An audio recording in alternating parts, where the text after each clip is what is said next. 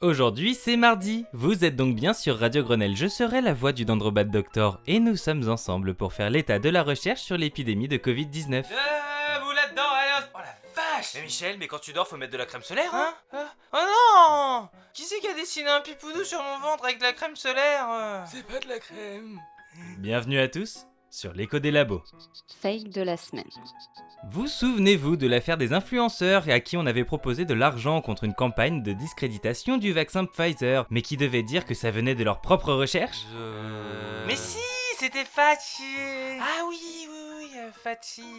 Eh bien, il y a du nouveau là-dessus. Ah cool! L'ensemble de l'histoire commence à prendre forme après que Facebook ait publié un rapport d'enquête. Qu'on vous glisse en description. Comment ça, Facebook a fait une enquête? Une enquête qui fait dire au Dendrobat Doctor que peut-être, s'il te plaît le monstre en spaghetti volant, peut-être que la plateforme est en train de vraiment se saisir de la question de la diffusion des fake news. Moi je pense qu'elle a peur de commencer à avoir beaucoup de plaintes aux fesses, je sais pas. Quoi qu'il en soit, Facebook pointe que la campagne organisée en question n'était pas tout à fait la première. En effet, entre novembre et décembre 2020, au moment du lancement de la vaccination, une première tentative de déstabilisation avait eu lieu. Mais avec très peu de succès. De faux profils Facebook avaient alors publié des commentaires et des posts expliquant que le vaccin AstraZeneca Transforme les personnes vaccinées en chimpanzés! le tout illustré avec des images de la planète des singes. Eh là, c'est aussi subtil qu'une pancarte chocolatine dans une boulangerie parisienne. Parfois, on fait ce qu'on peut avec ce qu'on a. Le réseau social identifie 65 comptes Facebook et 243 Instagram liés à ce premier essai ayant touché 24 000 personnes, principalement en Inde et dans les pays d'Amérique latine organisés autour des hashtags AstraZeneca Kills, AstraZeneca Lies. ou encore Stop AstraZeneca. La plupart de ces contenus n'ont reçu aucun like. Ah les losers! Alors que nous sur la dernière vidéo, on a eu genre 75 likes.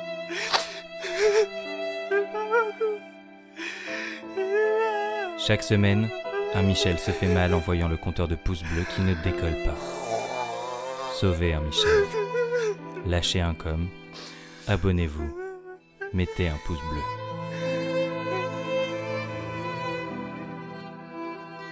Oh mais qu'est-ce qu'il chiale ce gosse, on dirait la dernière fois où on a passé son lapin au barbecue. Et donc la phase 2 s'enclenche en mai 2021. Fadze, Je crois vraiment qu'on dit fesses. on s'en fout, mais j'en reparlerai plus en détail. Pfizer donc fabrique toutes sortes de pièces et documents trompeurs, soi-disant issus de piratage de chez AstraZeneca, Ce que la firme a démenti. qui montrerait que le vaccin de Pfizer entraîne une importante surmortalité par rapport à celui des Britanniques. Ces documents sont d'abord utilisés dans des articles trompeurs aux formulations toujours identiques ou presque, et relayés par des faux comptes, puis dans des pétitions réclamant l'interdiction de Pfizer. C'est encore un échec, la pétition en anglais récoltera à peine 500 signatures et celle en hindi à peine 900. À vous les losers, alors que nous sur TV, on gagne bien trop la vie. Ah non Michel, hein, tu vas pas recommencer. Les gens ils donnent sur Tipeee, alors maintenant tu bouges tes miches et tu les remercies. Merci. Et coupe-moi cette musique là, moi j'en peux plus. Ah j'en ai marre de cette guerre. Phase passe donc à la vitesse supérieure. Cette fois-ci, des mails sont envoyés à des influenceurs et des youtubeurs en leur proposant 2000 € ou équivalent pour diffuser les faux documents auprès de leurs audiences. Mais très vite, certains d'entre eux, en particulier les vulgarisateurs, donnent publiquement l'alerte. Dès le 18 mai 2021, c'est l'allemand Mirko Drochmann et ses 1,5 million d'abonnés qui lancent l'alerte. Michel, si tu entames le début d'un commencement de phrase avec cette musique pour demander aux gens de s'abonner, mon bras rentrera si loin dans ton fondement que je pourrais jouer de la lyre avec tes cordes vocales.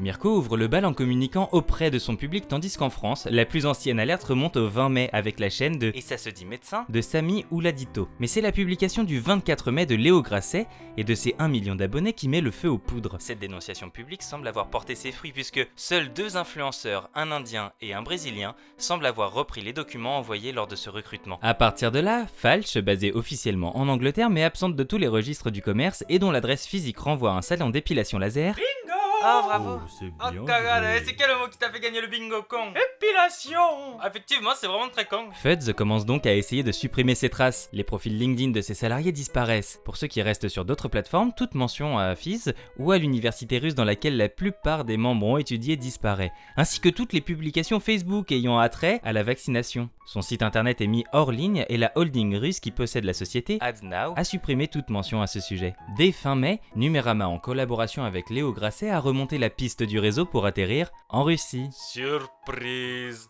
Je vous laisse lire leur article en description. Au début de la semaine, Facebook a annoncé avoir banni de sa plateforme tous les comptes incriminés, mais également avoir bloqué l'accès et le partage d'une douzaine de sites et forums originaires de Russie liés à la campagne en question. Je laisse le mot de la fin à Nathaniel Glircher, Directeur des règlements de la sécurité de Facebook. C'était une campagne bâclée, mais le procédé était sophistiqué. Il y avait du spam, des influenceurs, du piratage, des documents. C'était plus difficile pour une seule plateforme d'appréhender ce genre de campagne de son entièreté. On remercie donc les youtubeurs français et allemands, sans les alertes de qui une telle campagne aurait pu sans doute échapper bien plus longtemps au radar. Michel, pose cette pancarte. Mais c'est pour montrer à Dirty Biology que je l'aime fort. Tu peux pas la voir, Michel. C'est un podcast audio. Ah merde. Découverte de la semaine.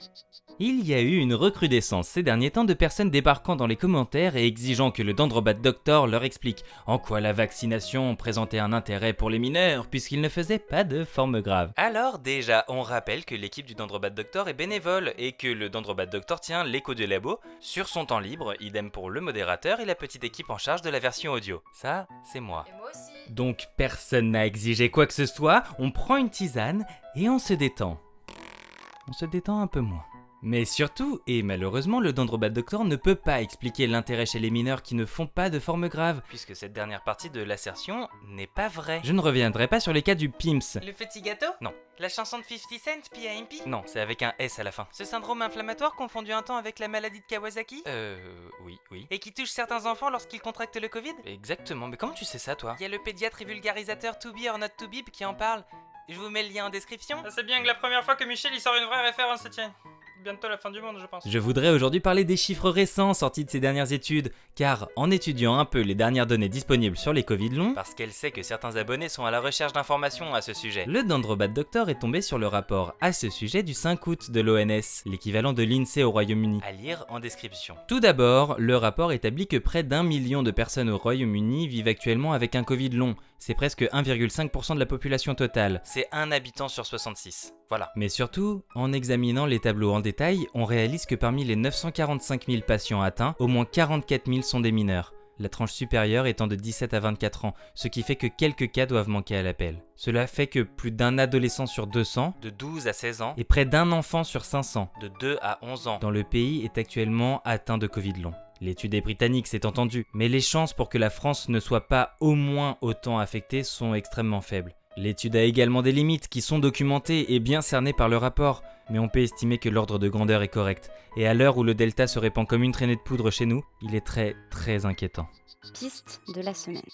Contre-indication. Après des périodes de flou liées au manque de données sur l'ensemble de la population, il semblerait qu'on tienne une liste définitive des contre-indications à la vaccination contre le Covid. Ah bah enfin. Je vous glisse l'étude en description. Une première catégorie concerne les réactions allergiques. Le vaccin est contre-indiqué en cas d'antécédent d'allergie documenté par un allergologue à l'un des composants du vaccin, en particulier polyéthylène glycol et par risque d'allergie croisée au polysorbate. La seconde injection est contre-indiquée dans le cas de réaction anaphylaxique au moins de grade 2 à la première injection, également documentée par un allergologue. Enfin, les personnes ayant présenté un syndrome de fuite capillaire lors d'une vaccination précédente sont également exemptées. Si vous ne savez pas ce qu'est une fuite capillaire, je vous mets un petit lien en description. Mais c'est un lien Wikipédia? Oui. Mais vous n'avez pas honte? Écoutez, j'ai vu Michel lécher une barre de métro parce qu'il avait, je cite, peut-être des anticorps intéressants dans cette goutte de transpiration. Je n'ai pas honte, j'ai combattu la honte, j'ai vaincu la honte. La deuxième catégorie comprend uniquement une contre-indication liée au PIMS. Le petit gâteau? Tout mineur ayant contracté ce syndrome ne doit pas recevoir de première dose. Enfin, la troisième catégorie concerne des réactions graves suite à la première dose de vaccination qui contre-indique la seconde même si le lien n'a pas été formellement établi, par mesure de prudence. Par exemple, le syndrome de Guillain-Barré. Il existe également deux contre-indications temporaires, les personnes étant en cours de traitement par anticorps monoclonaux ou les myocardites et péricardites survenus avant une éventuelle première dose et toujours évolutive. Dans ces deux cas, il faut attendre la fin du traitement ou de la pathologie. L'autre contre-indication temporaire étant pour les moins de 12 ans qui ne sont pour l'instant pas éligibles à la vaccination. Impasse de la semaine. Vandalisme. Avec la contestation du pass sanitaire, les actes de vandalisme contre les centres de vaccination se multiplient. 7 incendies volontaires ont été recensés depuis mi-juillet, Dont un en Martinique, en marge d'une manifestation contre le pass sanitaire. Et ce alors que le département fait face à une situation épidémique critique. D'autres centres ont été tagués avec des inscriptions faisant référence au génocide, aux OGM, ou encore avec des étoiles jaunes ou des croix gammées. Des vols avec effraction et des actes de sabotage sont également recensés. Mauvaise nouvelle de la semaine. Dom-tom. Hormis Mayotte qui passe entre les gouttes, la situation devient dramatique partout. En Guyane, la situation semble se stabiliser mais reste extrêmement précaire avec un taux d'incidence de 291 pour 100 000 habitants, une tension hospitalière de près de 60% et une vaccination d'à peine 25%. Le pic semble passer à La Réunion avec un taux d'incidence de 372 pour 100 000 habitants et une tension hospitalière à 45% qui se relâche un peu. En Guadeloupe et en Martinique, en revanche, la situation est hors de contrôle. Avec un taux d'incidence démentiel respectivement de 2130 et de 1164 pour 100 000 habitants, Une tension hospitalière ingérable, respectivement 186 et 231% de lits occupés de réanimation par des patients Covid, et une vaccination bien trop faible pour parvenir à freiner la contamination, respectivement 22 et 23%, les deux départements s'enfoncent. Les autorités sur place remontent que aucun des patients hospitalisés en juillet n'avait de schéma vaccinal complet et appellent les médecins de métropole à venir en aide aux équipes sur place qui sont épuisées. Bonne nouvelle de la semaine. protection vaccinale. À l'heure où on s'inquiète un peu de savoir si le variant Delta va beaucoup rebattre les cartes ou non, les chiffres publiés par le DREES et disponibles en description sont encourageants. La direction de la recherche et des études sur l'évaluation et les statistiques, la DREES donc, nous communique que Sur les nouveaux cas admis à l'hôpital et en soins critiques, 93% des patients sont non ou incomplètement vaccinés. Et cette population représente 89% des décès. Mais on parle de gens qui sont en soins critiques, c'est pas une bonne nouvelle. mais si Michel, ça veut dire que les personnes vaccinées ne représentent que 7% des gens en soins critiques. Ah oui, bon ça va là. À noter que les statistiques sont, de plus, biaisées en défaveur de la population vaccinée, puisque les personnes âgées, fragiles ou présentant des comorbidités sont surreprésentées. La protection vaccinale, contre au moins les formes graves, semble bel et bien tenir le choc à l'assaut du Delta. Vaccination. Plus des 2 tiers de la population générale en France est au moins primo-vaccinée. Les 2 tranches d'âge 70-79 ans sont à plus de 90% de la couverture et les 3 tranches 50-69 ans sont à 85%. Les 80 ans et plus parviennent à environ 80%, seuil bientôt atteint pour les 40-49 ans. Tous les autres majeurs ont dépassé les 70% avec les 18-24 ans carocolants en tête et les 30-39 ans à la traîne. Chez les mineurs, les 12-17 ans viennent quant à eux de franchir la barre des 50%. Des bisous à tous nos athlètes au Parade Tokyo. Bisous. Qu'est-ce que putain de quoi? Le Dendrobat Doctor et moi-même allons essayer de rester corrects en parlant de ce cas, mais la personne en question devrait tellement être considérée comme la honte de toute sa profession que je ne promets pas d'y parvenir. Une infirmière allemande a été arrêtée pour avoir injecté des faux vaccins. De l'eau saline. Connasse. Non pas à des gens cherchant à obtenir des passes frauduleux, mais à des patients volontairement prioritaires. Bâtard. À l'origine prise en flagrant délit, elle a prétendu avoir accidentellement cassé un flacon et avoir injecté 6 fausses doses pour dissimuler son erreur. Mytho. Sauf que le geste de la quadragénaire, fervente anti-vax ayant publié beaucoup de posts conspirationnistes et anti-vaccins sur les réseaux, était en réalité parfaitement prémédité. Elle s'en était même vantée auprès de l'une de ses collègues qui a immédiatement averti les autorités. Dénoncée, la professionnelle a immédiatement été licenciée et refuse de coopérer avec la police. On estime que près de 8600 victimes pourraient être concernées, toutes ou presque étant gravement à risque puisque la vaccination était à l'époque réservée uniquement au public prioritaire. Outre le fait que j'espère sincèrement que cette femme fera de la prison et sera interdite d'approcher à moins de 10 mètres d'une aiguille, il est illusoire de croire qu'il s'agit d'un cas unique. C'est un cas rare sans doute, mais pas unique. Donc, si jamais vous êtes vous-même un professionnel de santé et que ce genre d'acte vous tente, vous semble normal ou légitime, soyez gentil, allez faire un puzzle sur l'autoroute, vous rendrez un service à tout le monde. Mais ça, tout le monde s'en fout. Point méthode de la semaine. Comment interpréter les bases de données de la pharmacovigilance? All your bases are belong to us. Ces derniers temps, certains excités dans les commentaires ont cru qu'ils pouvaient balancer au Dendrobat Doctor des études toutes moisies en préprint faites par des non-spécialistes pour démonter un propos qu'ils essaient de faire clair, solide et sourcé depuis des mois. Calme-toi, prends un cachet. Merci. C'est quoi? Je sais pas, mais ça vient de chez Pfizer. Ah, je vais changer mon jogging et je vais mettre un jean. Je reviens. Je ne me fais guère d'illusions sur l'effet que peuvent avoir sur ce type de personnes les 2 heures de sa vie que le Dendrobat Doctor perd à leur répondre. En revanche, elle est attentive au fait que les bases de données de la pharmacovigilance sont difficiles à lire pour les néophytes et que les propos manipulatoires de ce genre d'articles peuvent rendre confus des gens de bonne foi. Il est donc temps de revenir un peu sur la pharmacovigilance et quelques mauvais arguments que certains bâtissent sur ces documents. Oui, mais on nous cache des choses. Les données sont publiques et mises à jour régulièrement, vous pouvez les trouver sur le site de l'ANSM. Le dernier bilan en date, par exemple, est en description. Oui, mais il y a une sous-déclaration des effets. Soyons clairs, celui qui vous dit ça est un charlot. Le problème de ces bases de données est justement une apparente surdéclaration. Non pas, attention, que les gens déclarent des effets imaginaires, ça peut arriver mais c'est très rare, mais de par la manière même dont les bases de données sont conçues. Souvenez-vous, lors de sa propre seconde dose, le Dendrobat Doctor a dû déclarer un effet secondaire, une crise de migraine sévère, qui l'a contrainte à demander un arrêt de travail pour une journée, ce qui était donc considéré comme grave. Mais si elle n'avait pas été la toute jeune Dendrobat, Toute jeune.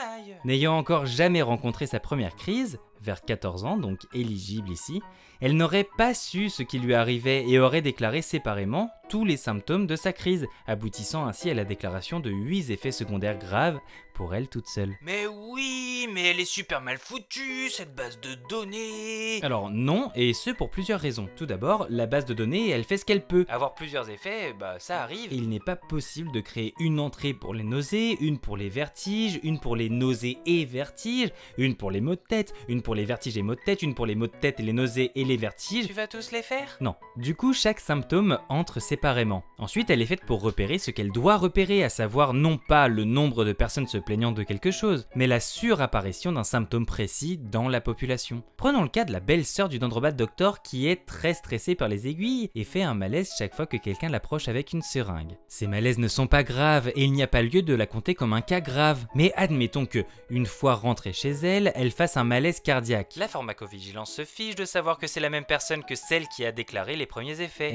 Elle s'intéresse à celui-là. Y a-t-il des antécédents dans la famille, des signes avant-coureurs, des traitements qui auraient causé cet effet, etc., etc. Ce n'est donc pas le nombre de personnes ayant déclaré des effets qui intéresse les chercheurs, Mais chaque symptôme individuel selon son degré de gravité et selon sa fréquence en population générale. Oui, mais du coup, les morts, c'est pas des vrais morts. Enfin, je crois. Déjà, n'oublions pas que les bases de données, ça a ses failles. Notamment du fait de la déclaration ouverte à tous qui conduit, en ces temps de défiance vaccinale, à des excès. Par exemple, on apprend ainsi que dans le rapport précédent de pharmacovigilance de Pfizer, Que vous pourrez télécharger en description. que, tableau 18 de la page 43, seuls 362 décès sur les 368 signalés ont été mortels. Bon, là, il y a baleine sous gravillon. Mais plus encore, reprenons le cas du Dendrobat Doctor. Comment elle ramène toujours tout à elle, celle-là? Imaginons qu'elle ait déclaré ses 8 effets secondaires graves et qu'elle décide de partir à la pharmacie chercher de quoi soulager ses symptômes. Ayant des vertiges, étant incapable de supporter le bruit et la lumière, elle traverse n'importe où et se fait écraser par le bus de remplacement de la ligne 6 pendant des travaux direction Trocadéro. C'est triste. Oh, non. Ah bah non, Ouais, déjà, c'est c'est pas vrai, elle est en ça. travaux, c'est pour avoir une glandue sur la route qui nous faut en retard, mais moi j'ai un problème, je merde. Mais c'est surtout compter 8 fois chaque symptôme différent, étant enregistré comme ayant eu pour fin la mort du patient. Or, sans vouloir offenser les croyants en métempsychose, on ne meurt qu'une fois. Oui bah vous mourrez peut-être qu'une fois, mais là vous cassez les ganglions à plus de 30 personnes.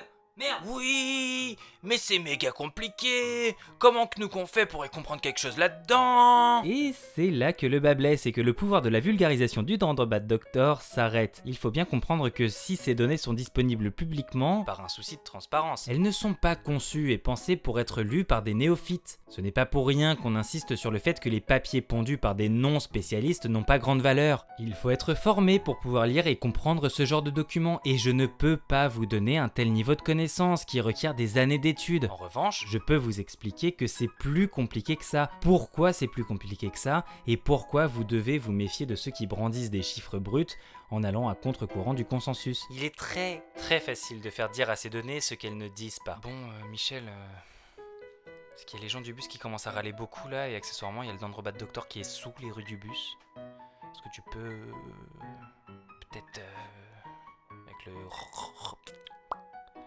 faire un truc Oui, c'est bon, j'y vais. En espérant avoir pu apporter un peu de lumière dans le chaos ambiant, je rends l'antenne et on y retourne la semaine prochaine car l'épidémie ne se termine pas avec la fin des vacances du Dendrobat Doctor. Ah, si seulement. En attendant, prenez soin de vous et des chercheurs qui bossent dur et autant que possible, restez chez vous. Bisous. Bisous. C'était compliqué. D'abord, j'ai tenté de réparer le métro 6, mais elle s'est fait cartonner par un taxi. Alors, je suis revenu en arrière. J'ai tenté d'interdire les taxis. Alors, bon, elle s'est fait cartonner par une trottinette taxi. Elle avait rien. Mais bon, la trottinette taxi, c'était vraiment nul comme idée. Alors, je suis revenu encore en arrière et j'ai juste barricadé sa maison avec des parpaings. Mais, Michel, elle sort comment de chez elle du coup? Bah, elle sort pas. Mais Michel, il faut que les gens ils sortent de chez eux quand même. Oh, faut savoir, hein. À chaque fin d'émission, vous demandez aux gens de rester chez eux. Nanana, nanana. Oui, mais ils restent pas chez eux dans le passé, Michel. Ah, c'est bon, j'y retourne. Eh, t'as quoi dans le pantalon là?